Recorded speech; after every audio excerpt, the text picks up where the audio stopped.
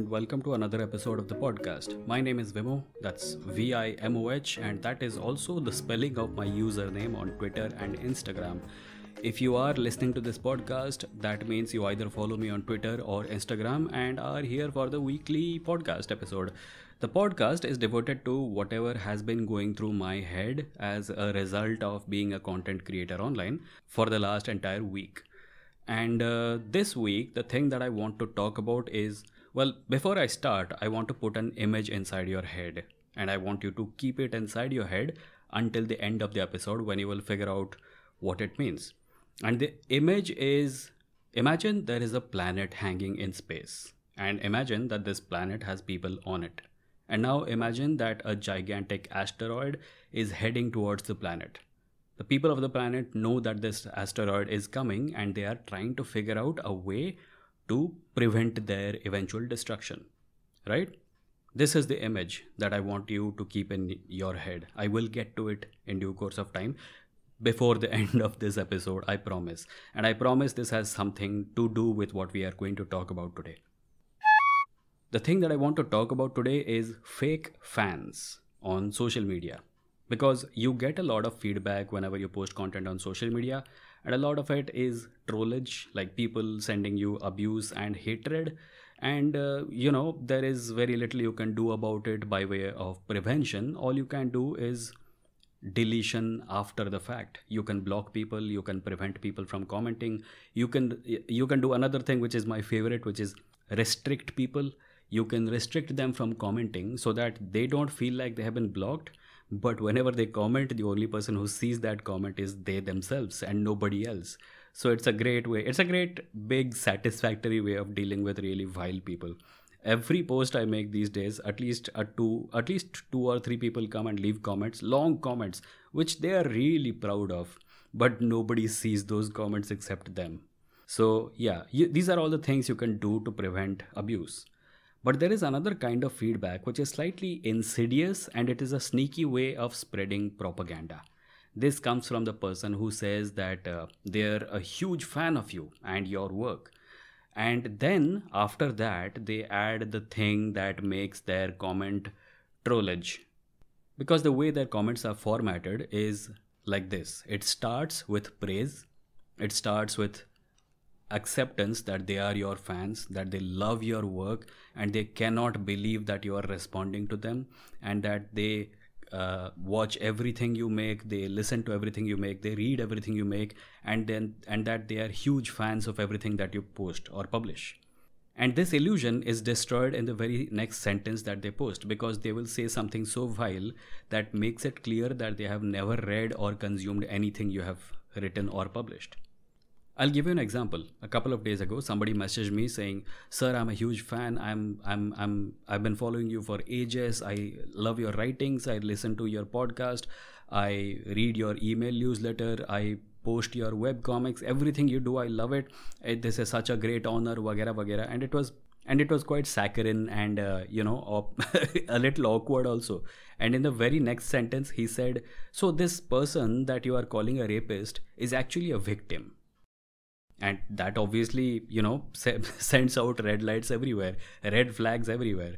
So I decided to go to their profile, and I find out that the posts that they make on Instagram are largely non-toxic. But then I follow them on Twitter, and I find out that they are resharing posts by some of the most toxic and vile right-wing propagandists.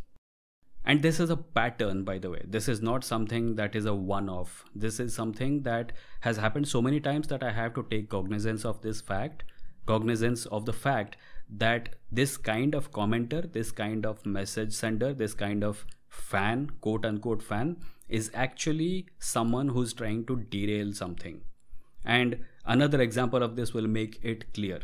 I got a comment on a post of mine, which was like, on my Instagram profile, I have a set of rules which I have pinned to my highlights, which make certain kinds of behavior. They make very clear that certain kinds of behavior will not be tolerated, and anyone engaging in such behavior will be deleted, blocked, removed, so that they will not be able to see any content in the future, nor join any live streams, nor be able to message me. But what this kind of fake fan does is that this fan comes to your profile at late in the night when they know that you are probably asleep. They leave a comment that says, "I'm a huge fan of yours, but this kind of content is really making me reconsider my decision to follow you." And it can be anything. It can be someone who is opposed to the central government's religious bigotry, but it can be someone who thinks that reservation is a bad idea. So, like in the previous episode of this podcast, I talked about the fact that I do not hold back on any particular side of my opinion spectrum just because I think that I will displease some people. So, this person is usually someone who is disappointed or says that they are disappointed in me for one reason.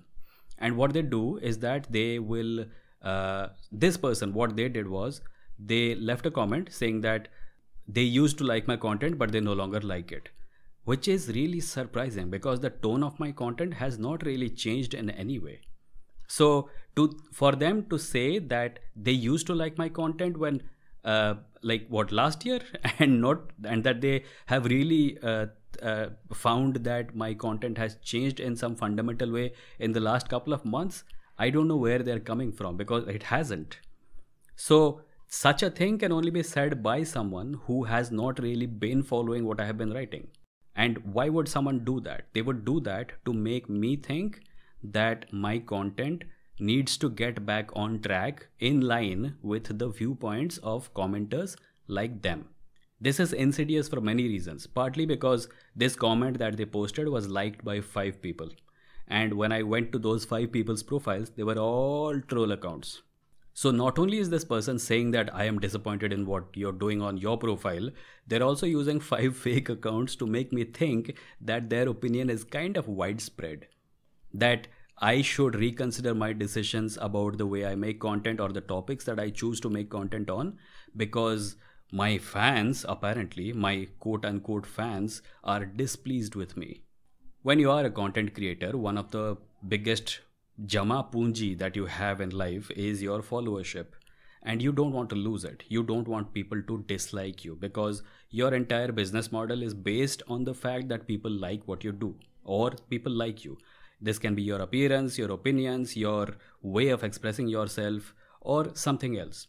And this is what this kind of sneaky propagandist tries to use against you. They try to make you consider the possibility that you are about to lose that thing you value so much.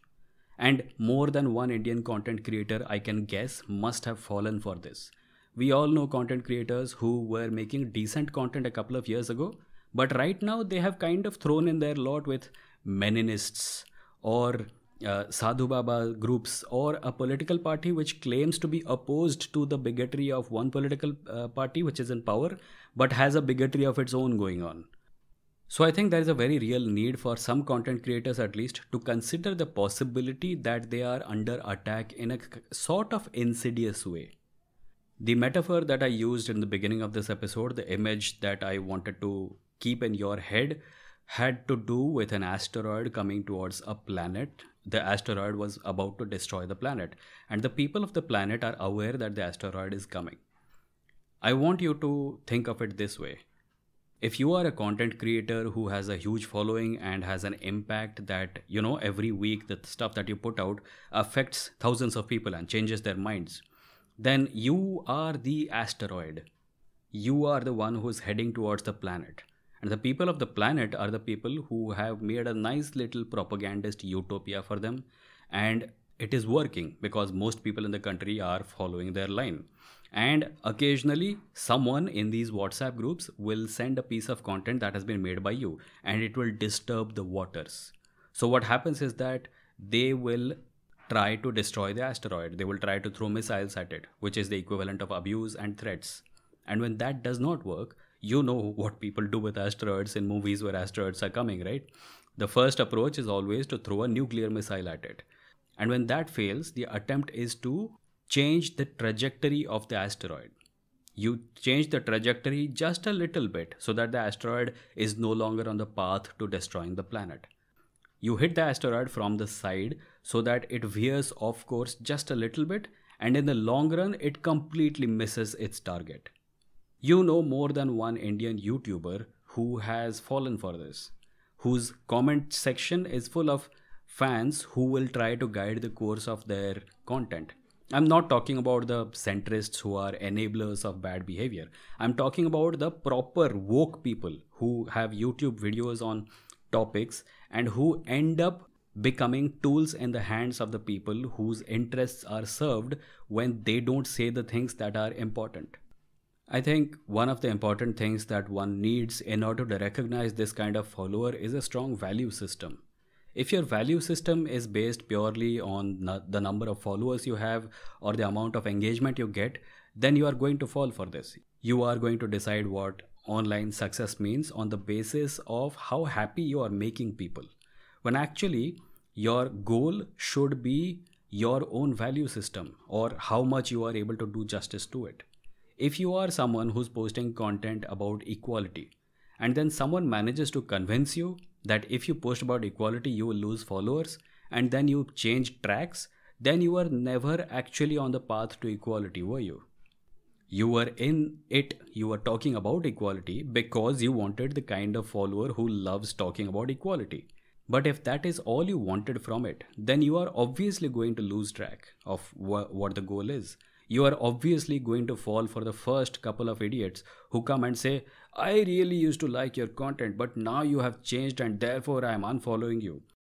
You will be the kind of person who apologizes to this person, who says, I'm sorry, I will not do the things that I have been doing. I will change. Please tell me what you want me to say. Please don't unfollow me. Please tell me what you want me to say, what you want me to focus on, and that's all I will do. Just don't leave me. This is an exploitative relationship. I don't know how else to put it.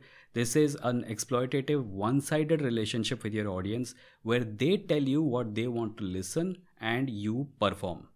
If you are writing about social issues, if you're writing about contemporary politics, you cannot afford to be the kind of content creator who is indistinguishable from an entertainer.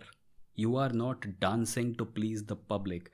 You are giving the public not what it wants. You should give the public what it needs. And sometimes it is going to make your followers unhappy. Sometimes it is going to piss them off. Sometimes it is going to cause them to think that they should not follow you. And that is all right. Because if you become that kind of a content creator who asks the public what they want, tell me what you want me to say and I will say it, and then you can clap and I can feel validated, then you are also going to be the kind of content creator who falls for right-wing manipulation, where they hijack your entire content creation philosophy and turn you into someone who works for them. And I will now see you in the next episode. If you liked this episode, please consider supporting me on Patreon, patreon.com/Vimoh. That's VIMOH. And my username on Twitter and Instagram are the same. That's Vimoh, VIMOH. I will see you in the next episode. Thank you for listening.